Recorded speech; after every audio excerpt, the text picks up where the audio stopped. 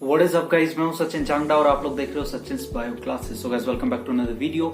And सबसे पहले हमेशा की तरह उम्मीद करता हूं कि सब लोग बढ़िया होंगे, ठीक ठाक होंगे और सब लोग हेल्दी भी होंगे और सब लोग पढ़ाई भी ठीक ठाक कर रहे होंगे।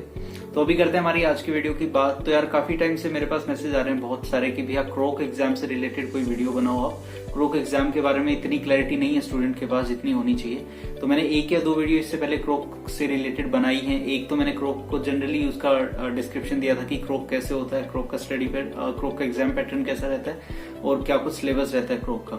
एक वीडियो वो बनाई थी मैंने, और एक पिछली वीडियो जो मैंने क्रोक के टॉपिक को जिसमें कवर किया था वो वीडियो थी कि what if you face the crook exam, यानी अगर आप क्रोक एग्जाम में फेल हो जाते हो तो उसके बाद क्या कुछ होता है। ठीक है, तो आज की वीडियो में हम बात करेंगे इंपॉर्टेंस ऑफ क्रोक एग्जाम, यानी कि क्रोक एग्जाम की इंपॉर्टेंस क्या है and why it is so important, why crook exam is important.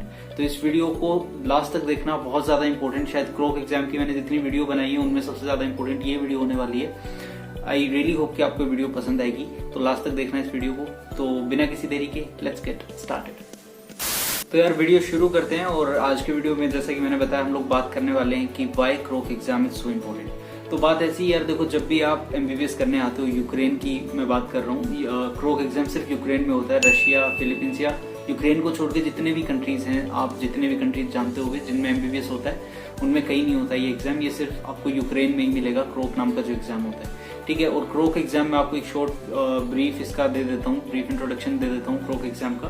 Crook exam आपको थर्ड ईयर के एमबीबीएस में अपने और सिक्स्थ ईयर के एमबीबीएस के बाद आपको देना पड़ता है। यानी आपका जब थर्ड ईयर फिनिश हो जाता है उसके बाद आपको क्रोक देना होता है, क्रोक 1 जिसे बोला जाता है, और सिक्स्थ ईयर के बाद आपको देना होता है क्रोक एग्जाम जिसे हम क्रोक 2 बोलते हैं। तो क्रोक 2 एग्जाम होते हैं, क्रोक 1 एंड क्रोक 2, जो आपको दोनों देने होते हैं।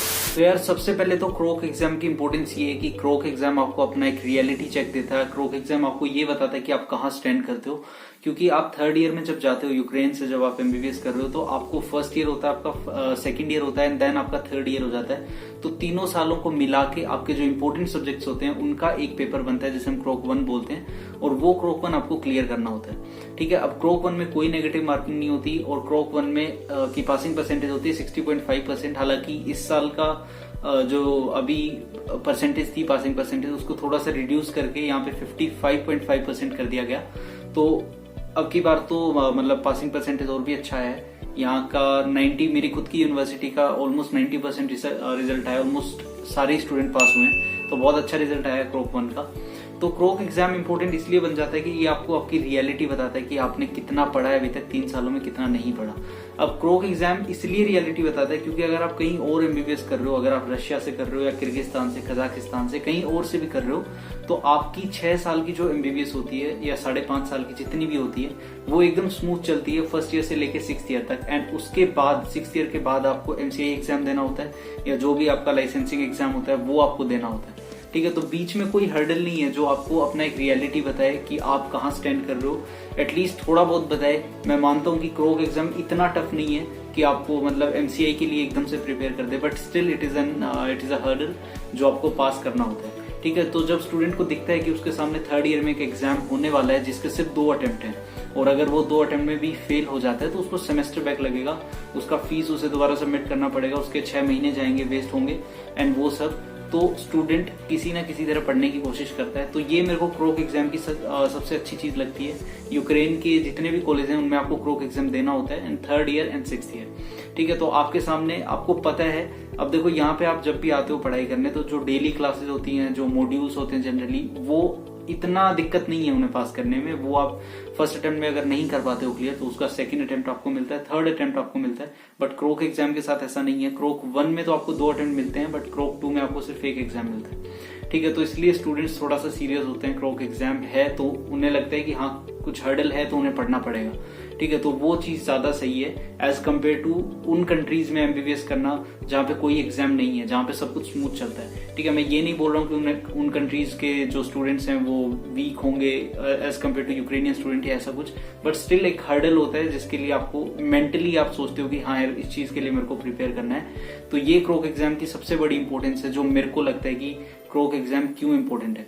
अब बहुत से बच्चे इसलिए आते ही नहीं यूक्रेन, उन्हें लगता है कि यार वहां पे तो क्रोक नाम का कोई एग्जाम है, और वो बहुत बड़ा फोबिया बना रखा है। ठीक है, पता नहीं किसने बनाया किसने नहीं, बट अब की बार का मैं आपको खुद रिजल्ट बता रहा हूँ यार, इतना अच्छा रिजल्ट आया अब की बार क्रोक का। एंड क्रोक के मैं अगर सिलेबस की भी बात करूँ तो क्रोक का जो प्रीवियस ईयर्स होते हैं पेपर्स एंड क्रोक का जो बेस मटेरियल होता है उसमें से मोस्टली क्वेश्चंस आते हैं, ठीक है। और उसमें से भी अगर आप पास नहीं हो रहे हो, उसमें भी अगर आप 60% नहीं ला पा रहे हो marks with no negative marking, तो मतलब कहीं ना कहीं दिक्कत है। देखो मेरा भी एग्जाम रहता है अभी तक, ठीक है, मैं कोई बड़ी बातें नहीं बोल रहा, ठीक है, बट अगर मेरा भी क्लियर नहीं होता है क्रोक एग्जाम तो मैं एडमिट करूंगा वो चीज कि हाँ मेरे से कहीं ना कहीं गलती हुई है। तो इतना कोई दिक्कत नहीं है क्रोक एग्जाम में, तो इसलिए क्रोक एग्जाम ज्यादा इंपॉर्टेंट बन जाता है।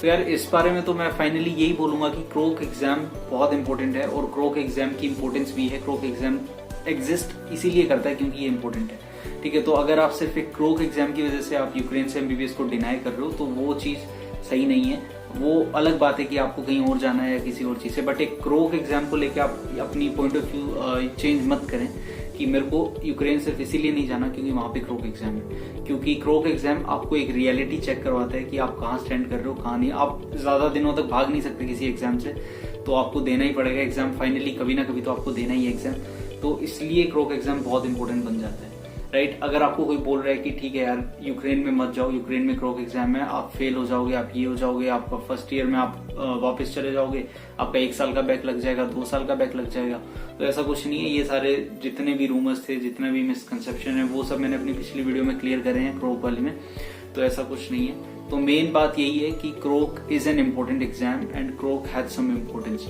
Has some real importance, right. तो अगर आप मेडिकल स्टूडेंट हो, अगर आप आने की सोच रहे हो, एमबीबीएस अब्रॉड करने की सोच रहे हो, तो आपको क्रोक एग्जाम से एटलीस्ट करने की कोई जरूरत नहीं है। बाकी आपकी मर्जी, वो कोई दिक्कत नहीं, आप कहीं से भी कर सकते हो एमबीबीएस, वो कोई इशू नहीं है। मैं यूक्रेन की एमबीबीएस को प्रमोट नहीं कर रहा हूँ, let me clear this one thing. मैं सिर्फ आपको इतना बता रहा हूँ कि क्रोक एग्जाम का क्या इंपॉर्टेंस है, क्योंकि बहुत से स्टूडेंट्स को ये लगता है कि क्रोक एक बिन काम का एग्जाम है जो इंडियन स्टूडेंट्स को फेल करने के लिए बनाया गया है। तो यार क्रोक एग्जाम का रिजल्ट अच्छा आया, इसका मतलब ये नहीं है कि क्रोक में बच्चे फेल नहीं होते, बच्चे फेल भी होते हैं। अगर आप बिल्कुल नहीं पढ़ोगे तो आप ऑब्वियसली फेल होगे। क्रोक का चाहे कोई भी एग्जाम हो, मैं हमेशा बोलता हूँ कि अगर आप नहीं पढ़ोगे तो आप क्रोक भी नहीं क्लियर कर पाओगे, या कोई और एग्जाम है वो भी आप क्लियर नहीं कर पाओगे।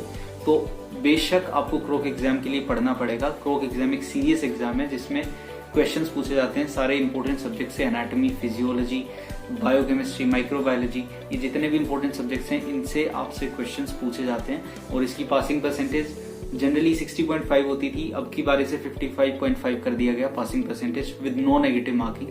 तो इस तरह का ये एग्जाम रहता है। But according to me, according to what I think, जो मेरी ओपिनियन है वो यही है कि क्रोक एग्जाम एक बहुत अच्छा एग्जाम है, एक बहुत सही चीज है आपको रियलिटी चेक करने के लिए। कोई इतने बड़े लेवल का एग्जाम नहीं है कि आपको बिल्कुल आपका रियलिटी चेक कर देगा कि हाँ आप एमसीआई के लिए तैयार हो या नहीं हो, नहीं।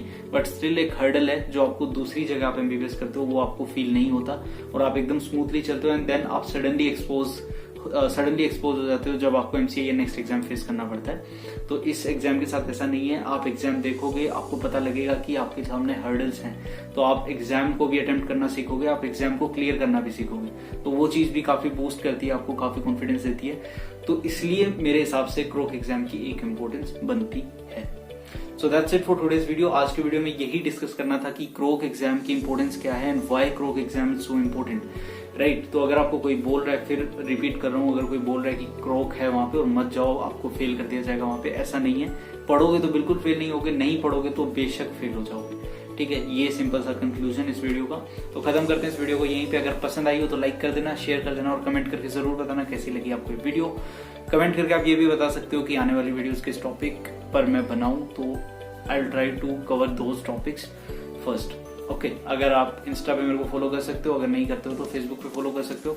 टेलीग्राम पे मेरा स्टडी ग्रुप है एक, सचिन बायो क्लासेस के नाम से, उसका लिंक आपको मिल जाएगा डिस्क्रिप्शन में, वो भी आप ज्वाइन कर सकते हो। उस पर मैं सारा स्टडी मटेरियल भेजता रहता हूँ एमबीबीएस अब्रॉड से रिलेटेड, और क्रोक एग्जाम के जो क्वेश्चन होते हैं वो भी मैं वहाँ पे शेयर करता रहता हूँ। तो मिलते हैं एक नए टॉपिक में, एक नई वीडियो के साथ बहुत जल्दी मिलेंगे। तब तक के लिए अपना ध्यान रखो, टेक केयर।